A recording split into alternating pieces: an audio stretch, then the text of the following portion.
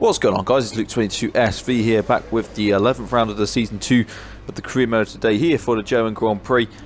Straight in with some engine upgrades that have come up to the car, which should help improve us in the straight lines in the first couple of sectors of this track. Unfortunately, a chassis upgrade will have to be delayed until Hungary, but that's actually not too bad because, you know, Hungary, all those corners and all that, kind of need the an improved chassis if we want to be competitive around there. But we actually have shown some good speed around some of these, well, sort of Monaco-style tracks as Hungary is, sort of mostly corners there, as we did qualify quite well in, of course, the lost footage of the Monaco race. Yeah, so we've done well in quite a few different tracks actually, because we tend to do quite well recently in the sort of Canada, France and Austria as well. So without further ado then, you can see we're currently P6 in the driver standings and second in the constructors, so things are looking up for us at the moment. We're on the up, of course. We just need to catch up to our teammate who's having a fantastic season, it must be said. But unfortunately for us, we of course had pretty much a Verstappen sort of style 2018 start to the season, where we were just running into things and walls and everything that we could find in our way. But now we've managed to sort of figure out what we are and what we can do, and as we head into Germany off the back of another second place, we got one in both Austria and Silverstone and Canada, and of course the fifth in France. So we're on a good bit of form at the moment as we head into into Germany rather. We're currently P10, looking to improve on our lap time. We think we can do better than P10. We're currently split by the Red Bulls. We set the purple sector 1 though, so already a huge improvement off our previous lap time. Currently green, so this is looking good for a good lap time around here. So here we go. We're just going to go through the first few corners now, around the hairpin of turn 6 I believe it is, and now towards sector 2, which is where we did struggle I think towards the last lap as well. Did make a few mistakes, particularly into the last hairpin, where we seem to either lock the fronts or the rears, or both, and we just can't really stick it around the corner at a good speed as we come through sector 2, still up, but then we go onto the gravel and we've ruined our lap time, almost into the wall, and well, we're on course for actually gaining a lot of places there, but we've ended up in the gravel, well, just before the Sachs curve. That's really frustrating because we were looking so strong. We were looking quite good for a much improved lap time, and then to add insult to injury, we get hit by a McLaren. So it's not a career mode episode for me if we don't get hit by a McLaren. We'll sort of pretend that never happened as we just retire from the session there, and the computer takes over and just reverses it into the gravel. We're P10 on the grid then for the race around Germany. My teammate, of course, at his home race this time around, is in third. He's the highest of the Germans, so we've got 3 Germans. Of course, we've got Vettel, and we've got Hulkenberg, who's down in 13th, probably doing quite well for the Haas actually. The Haas is not the most competitive car, I think, well, definitely not the most competitive car, down in 13th. Of course, we've got Kevin Magnussen, his teammate, who's down in 19th, so probably getting the most out of his car that he probably could.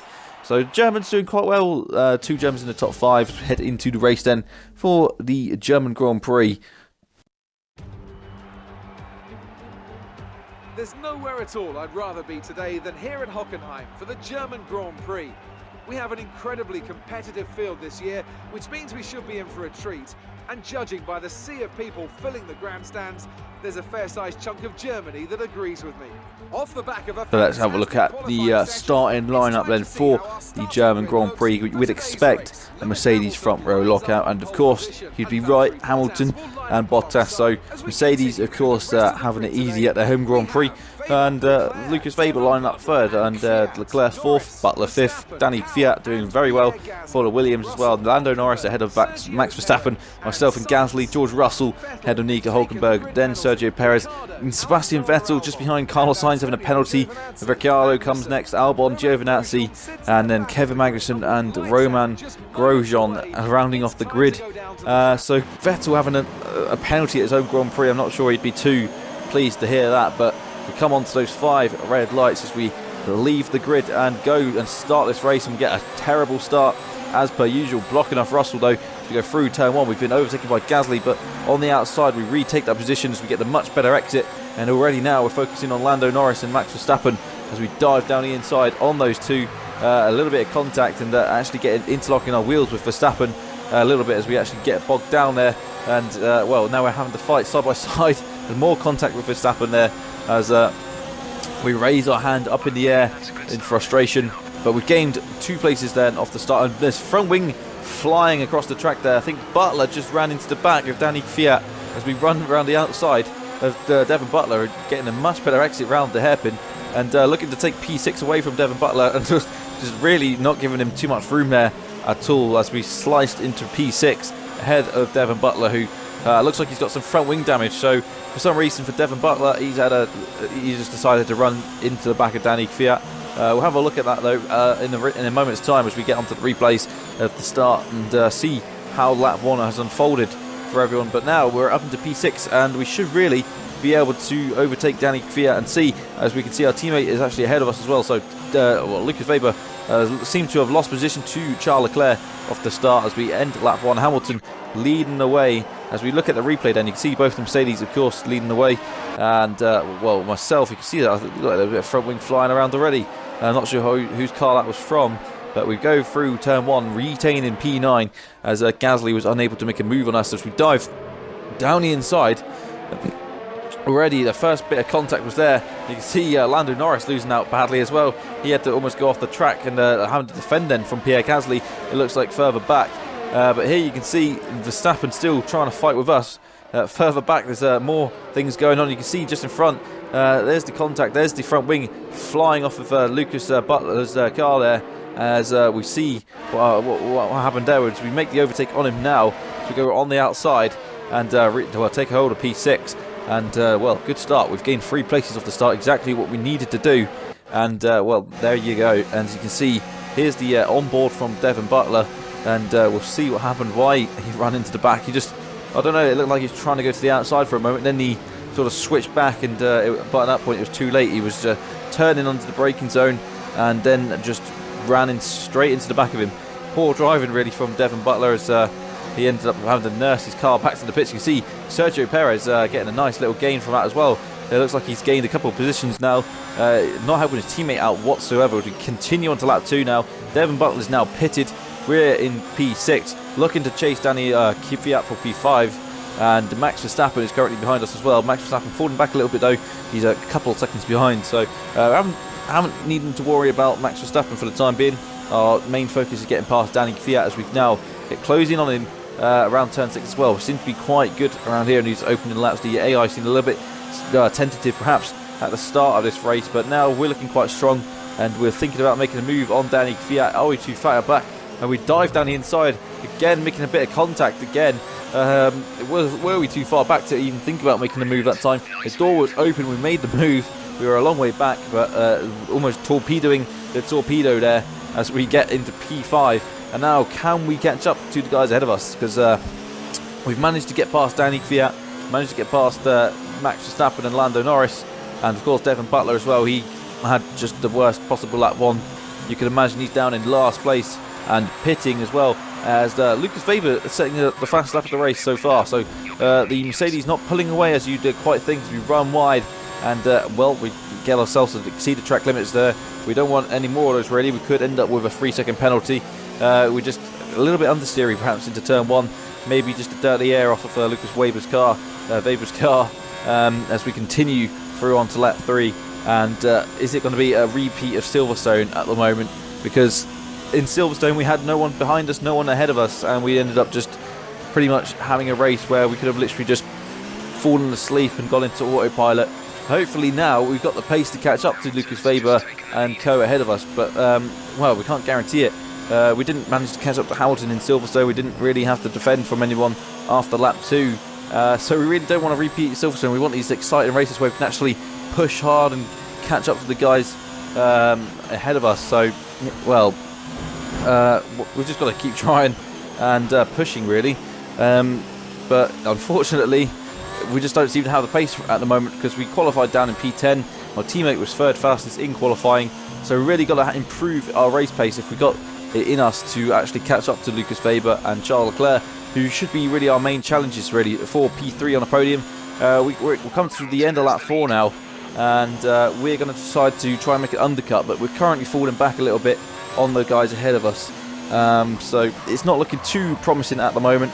But what can you do? You just got to hope for perhaps a safety car later on, or just some sort of thing that could happen. Maybe some sort of DNFs that would improve. But you know, it's just quite difficult to keep motivated to actually do the end of the race sometimes when you just, particularly in Silverstone, it was just a chore pretty much during the last few laps because there was just nothing to race for. But here we come towards the start of lap 6. We've got a few cars that have come out of the pits now. We're looking to set some fast laps on these new medium tyres and see if we can actually make the undercut attempt on the guys ahead of us. But it's all going to be quite hard work because they're still setting good laps on their soft tyres.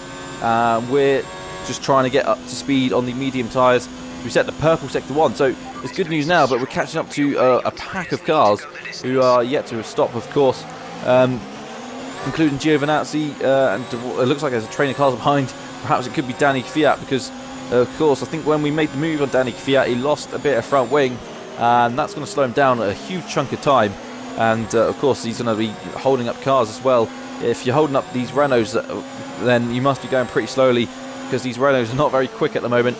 As we can see, Giovinazzi now, we've actually lost a bit of time, perhaps in Sector 2, but we dive down the inside of Giovinazzi and take hold of P18 as our teammate is now in the pits. So this is showtime. Are we going to be able to make it past our teammate? It doesn't look like we are. We were a few seconds behind now. We're running off the track because Grosjean's going so slowly ahead of us, and that's going to slow us down so much. And really, this has cost us dear. We could have set the fastest lap of the race, gained an extra point perhaps, but now that's gone out the window. So we lost our ERS now. Can we make the move on Romain Grosjean, our former team, not doing us too many favours there as we run a little bit wide as well.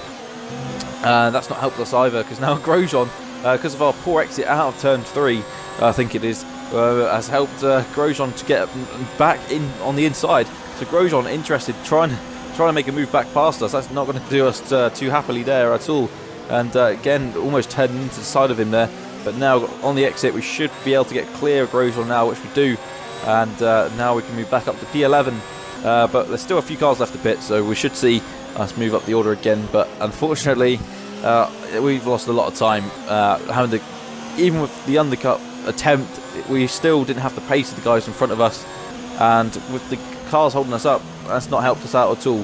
So that's really thrown a spanner in the works of catching up to our teammate, who looks like he's long down the road now. I don't really know what to do now in this race. We just got to hope that someone has a safety car. Maybe there'll be a mechanical issue for one of the cars ahead and we may be able to pick him off, but we're just going to keep pushing and see whether we have the pace. But I don't know, for some reason we don't seem to have the pace around this track. We've had the pace, I think, on F1 2018. We seem to be quite good compared to the AI, but on here they seemed a little bit quicker around this track, and even through turn 1 and turn 2 where you gained a lot of time on them in previous games, they seem to be a little bit more wiser and a little bit quicker through those first few corners of this race, of the track now.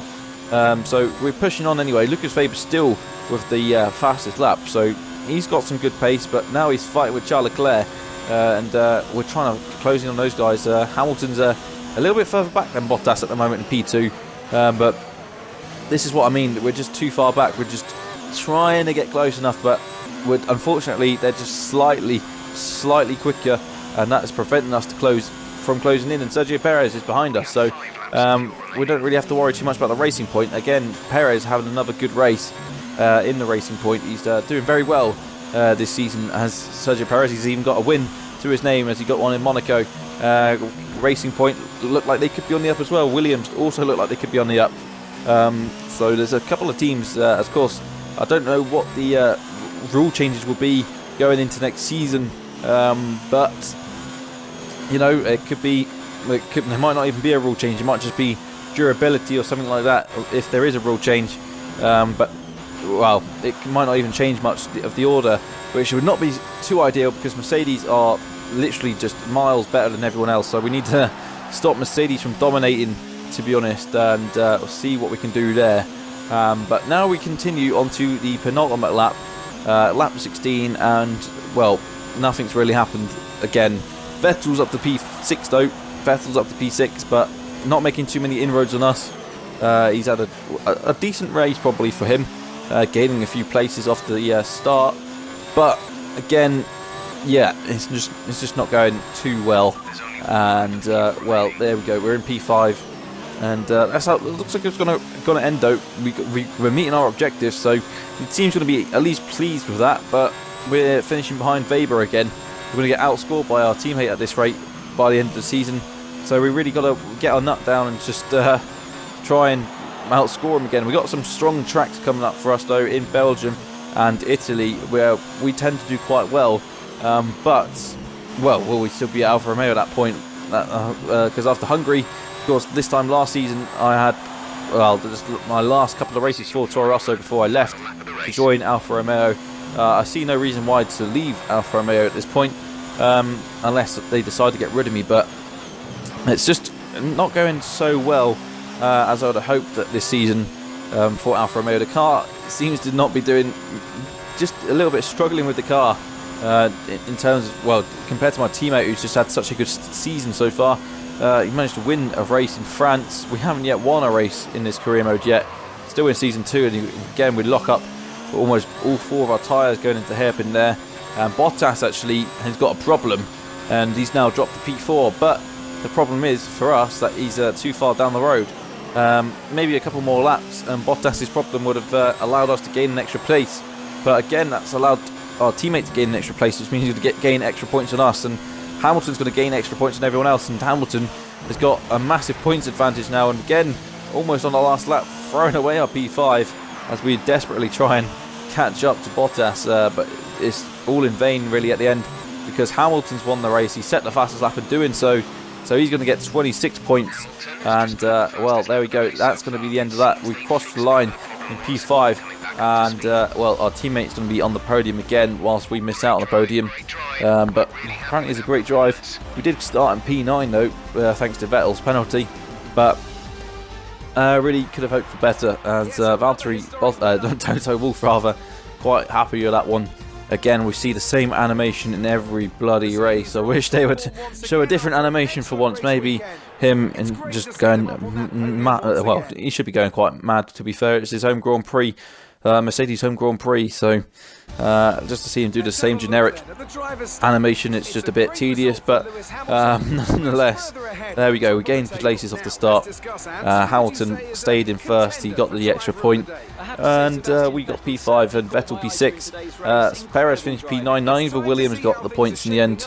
And Giovinazzi ended up retiring as well for Renault.